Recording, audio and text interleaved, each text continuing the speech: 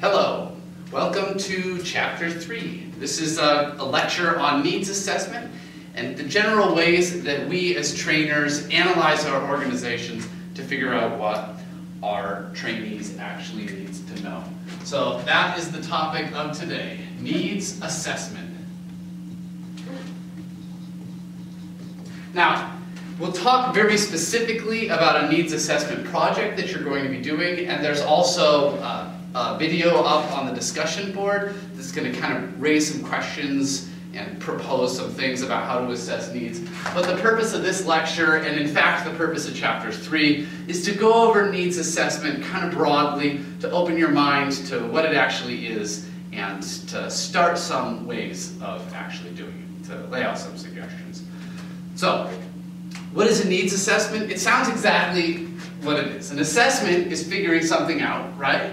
If I assess something, that's me bringing together information, analyzing that information, and making a conclusion. So if you're going to assess whether or not you want to swim in the pool, you put your foot in, you figure out whether or not that's cold, you just figure out how much you actually want to swim, and then based on your desire to swim and how cold the pool is, you either jump in or you don't. So that's an assessment, right? Needs assessment, so a need, that's what? Something that people need, right? They have some kind of want, or they have some kind of lack, and that lack can be filled by a particular thing, and you call that a need, right? So in the context of training, assessing needs assessment is no more complicated than figuring out what these people need to know, right? That's what you're doing, you're training, so you've got to figure out what they need to know. So you assess their needs. With that in mind, we begin. So the first thing that you want to keep in mind is that there are 3 different kinds of training. So there are what are called domains of learning.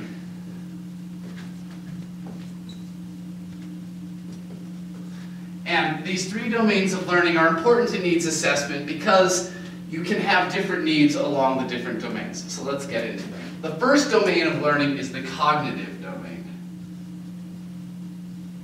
And the cognitive domain is when you teach someone and you get them to know something.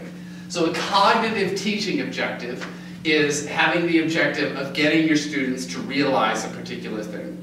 So most teachers think of cognitive objectives first. And when you think of training, very often we think of what do they need to know, right? Now, cognitive objectives are very important. Knowing things helps you perform, right? But it's not the only thing that's important. There are other domains of learning, and it's important to get the cognitive domain is actually part of a 3-domain piece. The second domain of learning is the affective domain, or you can think of this as emotional.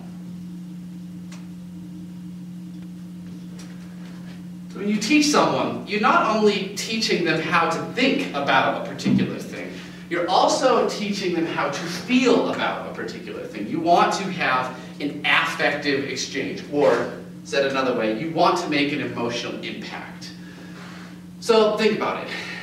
I, as your teacher, have the job of getting theories across to you, a whole set of ideas, but there's an underlying emotional or affective, by the way, affective just means emotional, it's the same word.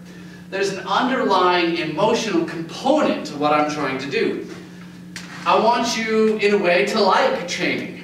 I want you to be motivated to train people. I want you to think, like you're capable. I want you to feel confident. I want you to approach your trainees with respect. All of these things are emotional, right? Respect, confidence, appreciation. None of those are cognitions. Those are emotions. So my job isn't complete if you only know certain things. You also, in a way, have to feel certain things.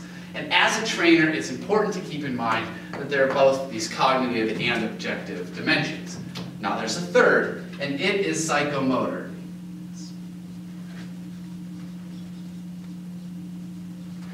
And the psychomotor domain is basically your trainee's ability to do something. So cognitive is thinking, affective is feeling, and psychomotor is doing. So there's a difference between knowing musical theory, that would be cognitive, enjoying playing the guitar, and to be able to make chords on the neck of the guitar while keeping the right beat. All of those are learning. And if you came to me and I was your guitar teacher and you went away with one of these things, I would have improved your ability to play the guitar, because getting musical theory will help you perform. Oh, it's in the key of this, okay, these chords are in that key, so I'll play these chords along with you. The cognitive dimension helps. Liking to play the guitar or feeling confident when we're playing the guitar is, in a way, equally important, if not more important. Oftentimes people say, oh, well, you've got to really feel the music, right? Get into it, feel the groove, just play what's in your heart. All of that is trying to get this at this emotional or affective dimension of music, right? So if I just focused on musical theory and how many, what the frequency of every note was and how those wavelengths added up, you would know a lot about sound, but you wouldn't have learned to play the guitar. So that it's important that there's that emotional component. You can't get anyone to do anything if they're not motivated. So at the very basic, that's an affective goal, which is motivation. Right? So they've got to know it and they've got to be motivated to do it. But then of course there's that last thing. There's a manual dexterity to playing the guitar. There's like feeling rhythm in your body. There's having practiced something enough so that you can do it without thinking about it, so you can think about expressing yourself instead of just pulling off all of the chord changes. All three of those things combine into actually doing something. So let's take an example outside of the realm of music and put it more into the professional domain.